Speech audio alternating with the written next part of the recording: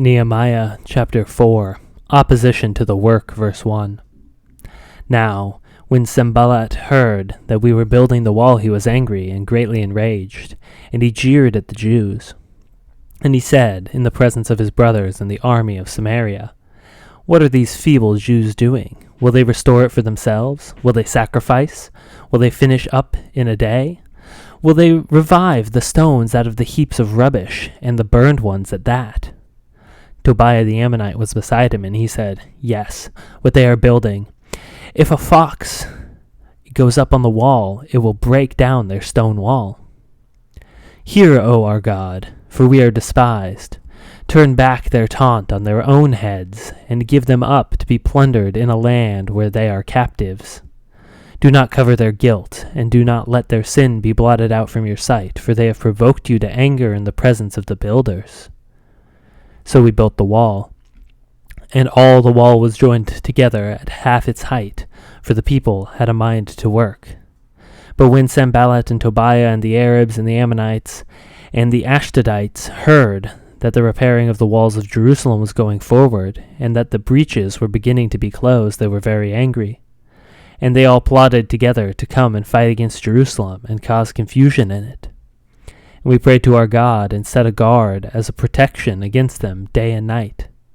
In Judah it was said, "The strength of those who bear the burdens is failing. There is too much rubble. By ourselves we will not be able to rebuild the wall." And our enemies said, "They will not know or see till we come among them and kill them and stop the work." At that time Jews who lived near them came from all directions and said to us 10 times, "You must return to us." So in the lowest parts of the space behind the wall, in the open places, I stationed the people by their clans, with their swords, their spears, and their bows. And I looked and arose and said to the nobles and to the officials and to the rest of the people, "Do not be afraid of them. Remember the Lord, who is great and awesome, and fight for your brothers, your sons, your daughters, your wives, and your homes." The work resumes, verse 15. When our enemy heard that it was known to us, and that God had frustrated their plan, we all returned to the wall, each to his work. From that day on, half of my servants worked on construction, and half held the spears, shields, bows, and coats of mail. And the leaders stood behind the whole house of Judah, who were building on the wall. Those who carried the burdens were loaded in such a way that each labored on the work with one hand and held his weapon in the other. And each of the builders had his sword strapped to his side as he built. The man who sounded the trumpet was beside me, and I said to the nobles and to the officials and to the rest of the people, "The work is great and widely spread, and we are separated on the wall, far from one another. In the place where you hear the sound of the trumpet, rally to us there.